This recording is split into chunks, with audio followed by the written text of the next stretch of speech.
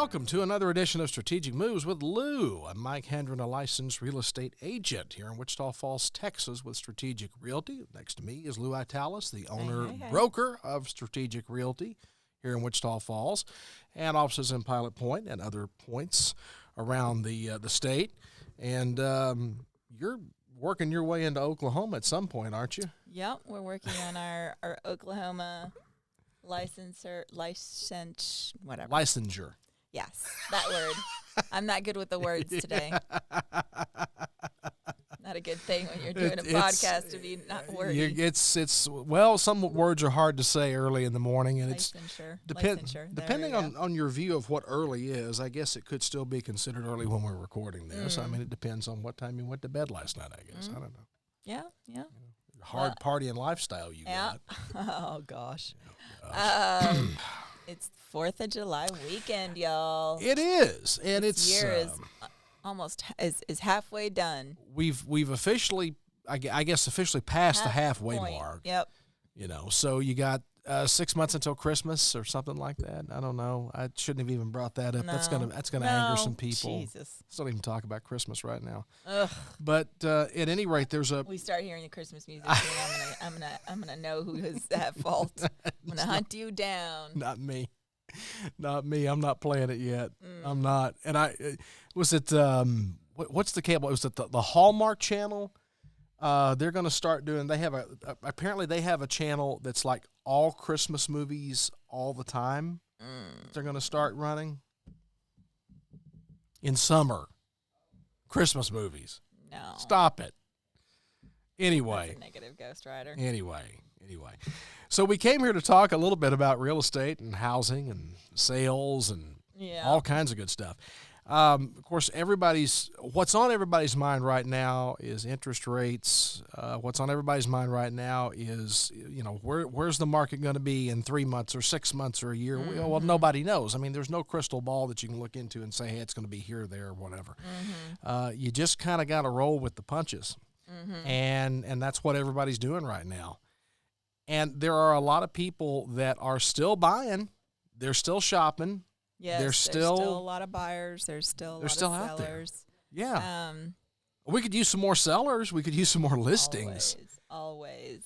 That seems to be still kind of the hang up for everybody is you don't have a lot of choices. You don't have a lot of inventory to pick from. Everybody would like to have more options out there. More options. Are you finding what the people that you're working with or that you're talking to, what price point are they shopping in right now? Kind of where do they want to be? In the 200s seems to be pretty common. I mean, everybody's in the 200s, like, between 150 and 200. Yeah.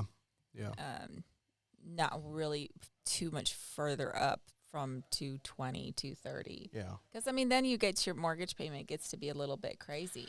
Well, but if you think about it, the rental rates right now, you really can't find anything for rent less than $1,200. Not anything that's, livable or, in a decent area. You can find stuff that's $800, $900, $10, $1,000, yeah, $800, $900, $900. But those are usually the smaller ones, the 2 bedrooms, 2 baths, or the smaller homes. Yeah. But if you're looking for a 3 bedroom, 2 bath, 2 car garage, you're looking at least $1,200, if not more. And that seems to be where everybody wants to be. Everybody needs the 3 bedroom, 2 bath. Well, because very typically you're talking about at least a small family. Mom, dad, couple of kids. Well, they need at least 3 bedrooms. And they're usually like a boy and a girl, or or 2 age differences that need their own bedroom. They need their own rooms, yeah. Yeah. So you just have to.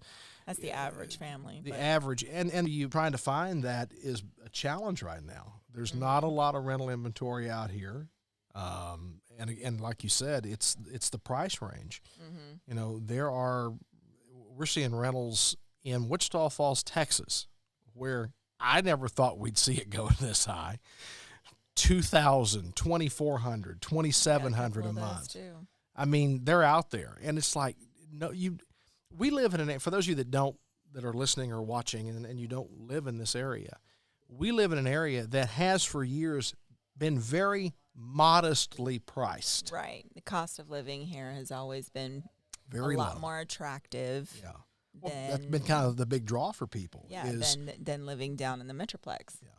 And now we're seeing those housing prices go up. We haven't seen the run-ups in sales prices that they've seen in Austin or Dallas or San Antonio. We haven't seen that. Oh, thank goodness. Yeah, but but still, in terms of rental rates, I mean, it's now I shared something on Facebook yesterday. In fact, it's a New York apartment for rent, 430 square feet, I think it is. So like a closet. It's basically it's like the size of a garage here in Texas. Here, Not even as big as this room. No. 430. I think it's 430 or 460 square feet. You basically had stand in the middle. There's your living room, your bedroom, your kitchen. Yeah, you had your sleeping quarters, a curtain, literally a curtain to separate your bed from the rest of the house. You step out of the bed, immediately here's the kitchen, then immediately here's the shower, here's the toilet. I mean, you're literally in one room. It's basically in one room with very little separation. $2,400 a month.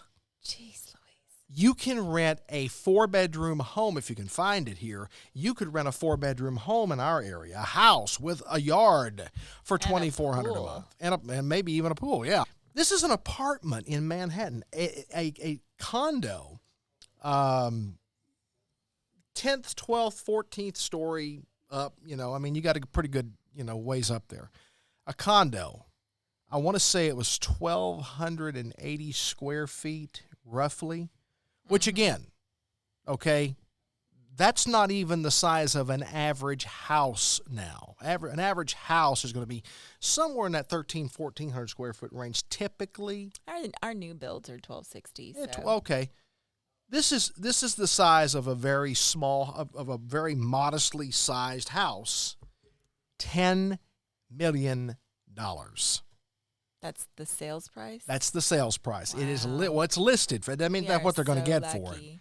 But it's listed for so lucky. $10 million. Do the square footage price on that. If it's 1,250 square feet, $10 million. That is a massive amount of money, and it's somebody's going to buy it. That doesn't mean they're going to pay $10 million for it. They might get $8 million for it, but somebody's going to pay millions of dollars. So we are lucky. We are very lucky. So you can get into areas of the country where the cost of living, if you to live, in a major metro area in America now, Lou, you got to make 10, 12 grand a month. You got to have a solid 5-figure income every month to really be able to afford to live an adequate lifestyle there. Anything less than that, you're not doing so good anymore. Someone making $25, $30 an hour can't live in a place like that anymore. Can't do it. Now you can't here. You make $30 an hour and live decently here in North Texas. But and even in the Dallas Fort Worth area, you can get by, but you can't live in some of these major metro areas. So to me it's so stark, the contrast between one area of the country and the other. The Northeast, the West Coast, metropolitan areas. Just the metropolitan areas. It's and people keep flooding to some of these metro. New York and LA and places like that are hemorrhaging people. Like California is losing people literally by the truckload. But other areas of the country are gaining. New York way back in the day. Yeah. I lived there before 9/11, and you get used to that kind of living. But if I had to think about living like that again, yeah. Oh, hell no. I couldn't. Well, you couldn't. No. You couldn't pay me enough to be there. No. You just couldn't. The lifestyle. When I was in my 20s, it didn't really. It doesn't really faze you, that fast-paced lifestyle where you're just like, everything is subjective at that point. Well, you're literally walking everywhere. You can't afford to own a car and live in a place like that. You just can't. You can't do it because no. And then not to mention, you're traveling and okay, so if I had to getting to work took me 45 minutes on a bus. Mm-hmm. If I had a car, it might have been only 15 minutes because, Mm-hmm. you know, you're just going from point A to point B. Mm-hmm. But I had to take transportation. So it would take me 45 minutes to get to work. So I had to leave my house 45 minutes to an hour earlier to get to the bus stop, to take the bus for 45 minutes, and then be at work from 9 to 5. And then it would still take me an hour to get back home. So I didn't really get home until 6 o'clock in the evening. Yeah. And that's a lot of time to be traveling. It is. You know, and you do that every single day. That's 2 hours out of my day that I could be doing some stuff. You know, where we live here in North Texas, you pretty much have to own a vehicle. Mm-hmm. You know, you're going to live, even if you live in a place like Dallas or Fort Worth, you pretty much need to own a vehicle. Mm-hmm. I mean, yeah, there's public transportation. I can count on one hand the number of times in my entire life I've ever been on a city bus. Oh no, I've been on. 5 times max in my entire life I've ever ridden on a city bus, ever. You'd be like a fish out of water. Oh, I've never been on a subway train in my life. Never ridden. Really? Never been on one. Wow, not even at the airport?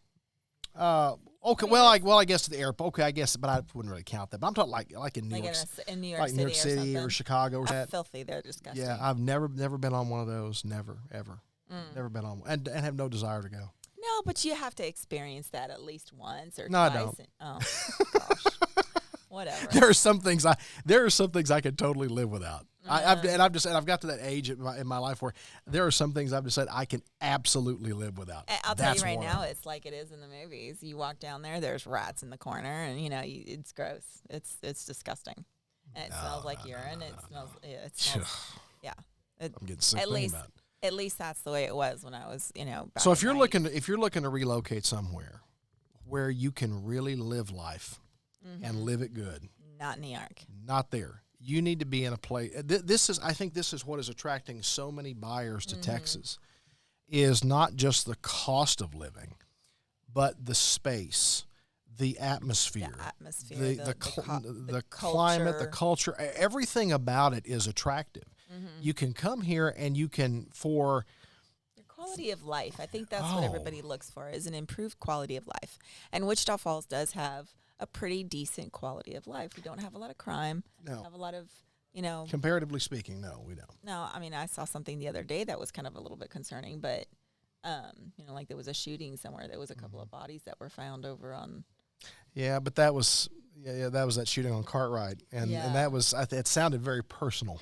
Yeah, that was that was odd. That's an odd thing to happen. It is. It doesn't happen here often. When you see it, you're like, oh wow. Yeah, but Texas in general, outside of the major metro areas of Dallas and Fort Worth, Austin, Houston, San Antonio, I'd probably throw El Paso into that mix because El Paso's gotten very big. It's quite a large city.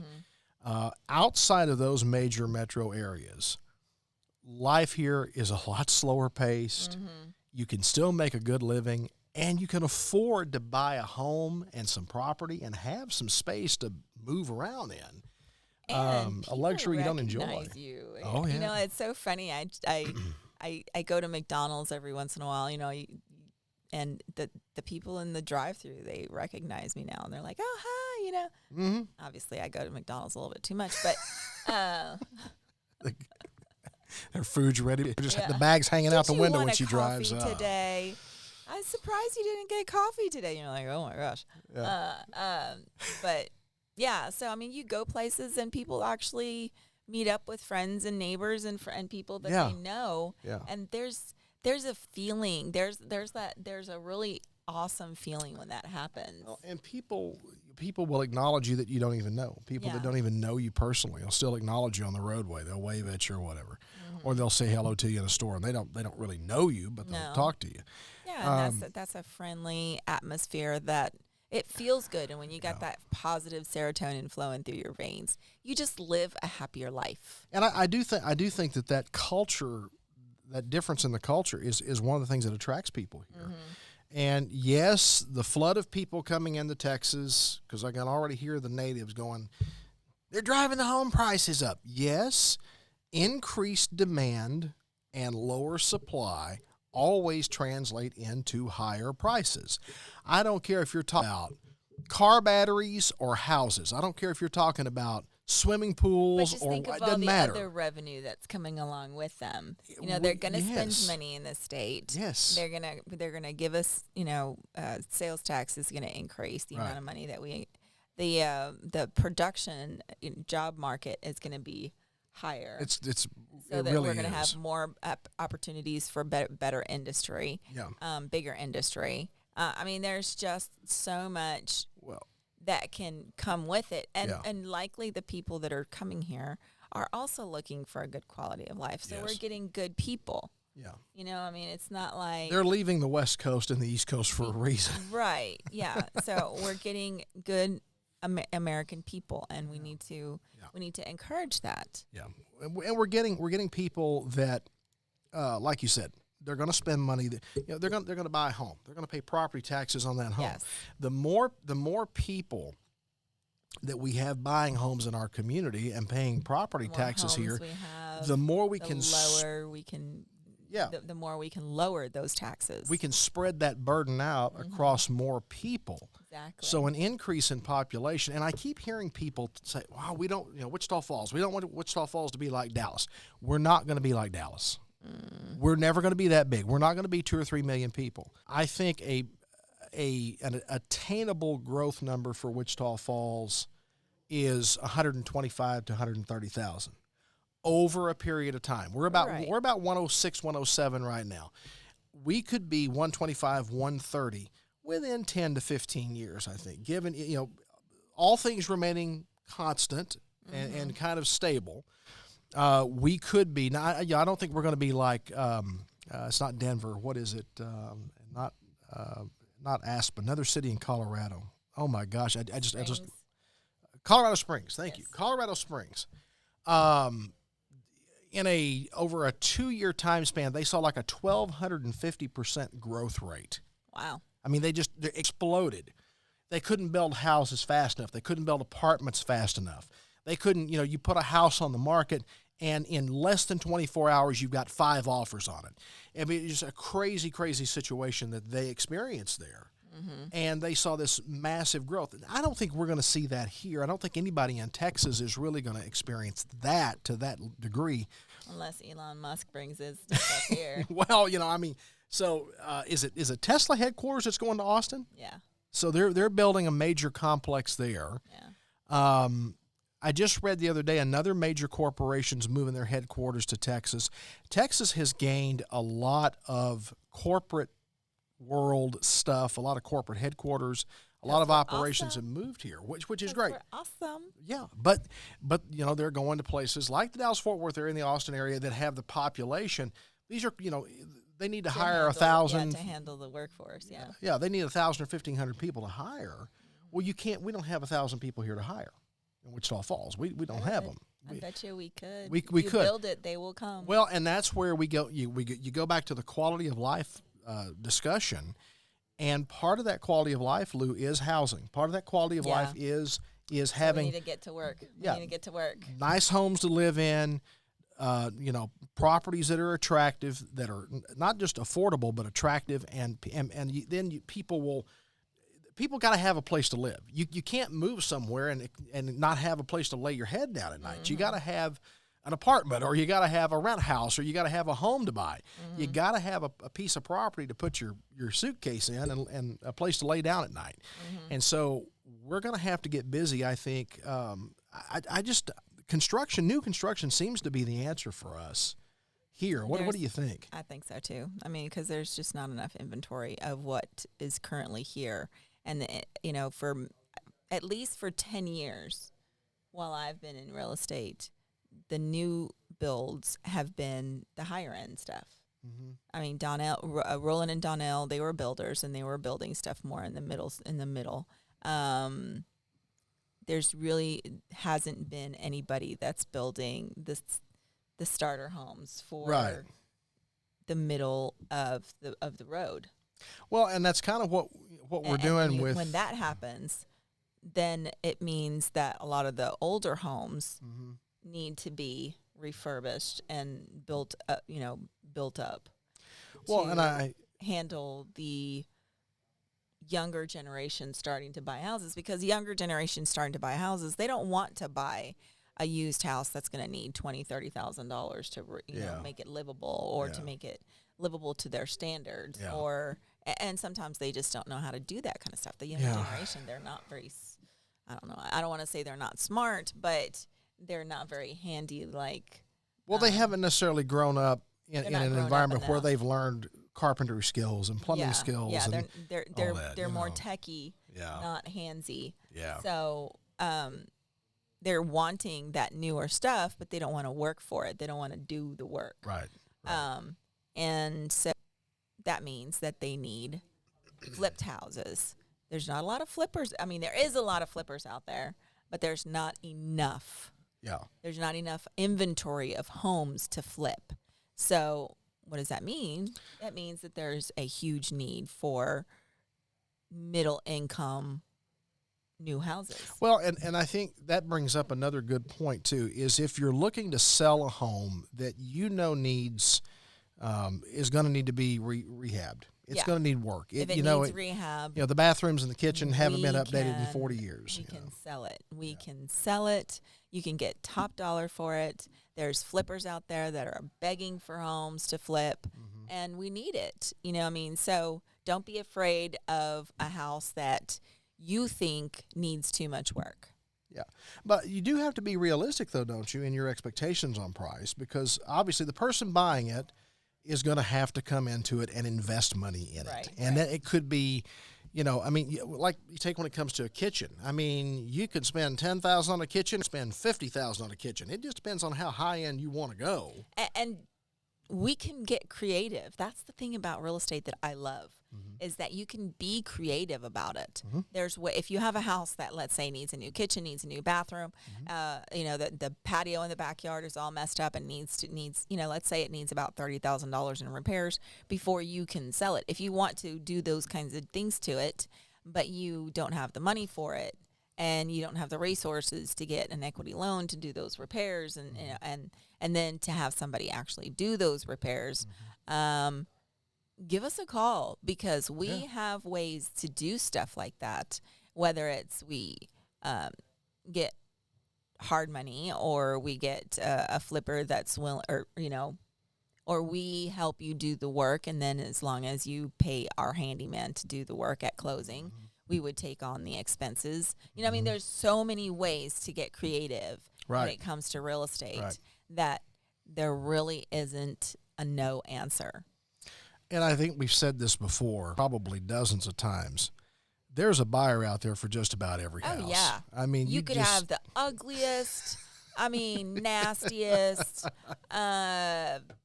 just hole on the floors. You can have the worst house in the world, and there's going to be somebody that's going to want to buy your house. I guarantee it. I have yet to find a house that's not sellable. There's somebody that will buy it. And, you just have to find, and sometimes it takes a little time, especially if it's rough. If you got one that's really a dog, it needs some work. It may take, you might not get a buyer in 2 weeks or 2 months. It might take a while. But you'll find a buyer. Right. If you price it right, you'll find You'll find a buyer. Yeah. And even if you don't price it right, I guarantee you, you're still going to find a buyer. Somebody's going to want it. I'm telling you, this industry has shocked me a lot. Just when you think you've seen it all, someone comes along and says, "Hold my beer, watch this," and here you go, and you get surprised yet again. It happens all the time. It's an exciting environment. It's it's a lot of work. When somebody, every time I see a for sale by owner, I think to myself, do you have any idea what you're getting into? Do you have any idea how much work you're letting yourself in for? And I've talked to a few people that, after the fact, they've sold the house themselves. That was the worst idea ever. And almost every single time I talk to someone who's gone through with that process, they all consistently say the same thing. I will never do that again. Ever. Don't ever let me do that again. And I'm like, and I'll have to tell them, you got to at least do it once. Yeah. Sometimes they just have to do it once because they don't realize how complicated this can get. It can get complicated, and you can leave money on the table too. you can really leave money on the table. Thousands of dollars. I've seen for sale by owners. I mean, some of my investors, they love the for sale by owners because they're like, oh my gosh, I'm going to buy this house and there's at least $30,000 there built into the equity without me even touching it. So now I'm going to put another $30,000 into the house, and I'm going to be able to make $80,000 just on one house. Yeah. So, I mean, you really don't want to try and do this on your own. I mean, we're experts for a reason. Yeah. Because we do know our stuff sometimes. We hopefully we know it all the time. Well, I can't speak for every realtor well, out there. I will tell you this. There are, and I'm not trying to throw anybody under the bus here. I'm just being honest. There are some agents that work really, really hard at what they do. I mean, they give it 110% every day. When they take on your house, your listing, that's their bread and butter. They pour themselves into it. That's their job. That's what brings food on the table. So they're gonna work hard. And I've talked to people that said, "Yeah, I hired so and so from such and such, and they came out and we signed some paperwork, and the next time I saw them was at closing. I never heard from them again." Well, it's not how this should work at all. Okay, I mean, when was closing? 30 days later? Yeah, well, maybe. So, I mean, sometimes when I hear that, it's like, well, did you close fast? Well, and maybe they did. And if that's the case, I mean, sure, why not? That's a good thing right there. One of the things I will do, that I do, is I will follow up on little details. Yeah. Simply because feedback is important. Don't want anything left uncovered that needs to be taken care of. And so sometimes I'll irritate other agents because I'll call them 2 or 3 times during the process and ask them, "You got everything you need from me? Are we good? Yeah. How things on your end?" You do have to follow up because there's so many things that can fall through the cracks. Right. Oh, the survey didn't get ordered 2 days before closing. Well, and that's some of the things that happen. Sir, it has been here lately in the last, over the last year or two. Takes a while to get a survey done. There's a lot of dates that need to be followed up on. Appraisals. The appraisals. Oh my gosh. Some of these appraisals are happening like 3-4 days before closing. It's like, what are we doing? And there's all kinds of excuses for it. We don't have enough appraisers in the market. I get everybody's busy. I get it. But it makes me nervous to get that close. And I'm calling the title company and I'm going, have you guys heard from an appraiser yet? No. Have you? No. Bank, have you heard from an appraiser yet? Nope, not yet. And it happens. You start sweating. But you have to follow up. And there are some agents that are really great at follow up. And they'll ask all kinds of questions. They'll follow up not just with their client, not just with their seller or their buyer, but with the other parties, and just make sure all the ducks are in a row. Make sure everybody's marching in the right direction, and I think that's extremely important. I think you have to do that. And I'm not going to say I've never missed a detail, because I have, but I try not to. I make every effort not to, and I think that's important. So that goes back to why it's important to hire a professional to do the job. Right? They're going to hire the right professional. All those little things that can fall through the crack. Exactly. Every transaction is going to be slightly different. Sure. There is never, even as a homeowner, every house that you buy is going to have a little bit of different story. They're going to have different paperwork. They're going to have different issues. You really can't call it a cookie cutter process at all. Nope. You really can't apply that to this at all, because there's so many there's so many variables that can happen. And variables that will apply in one situation but not in the other. And so you just can't, there is no one-size-fits-all methodology here. And you know how it goes. When you tell God your plans, he just laughs. He goes, "Yeah, right." See how that works out for you. Yeah. There you go. But it's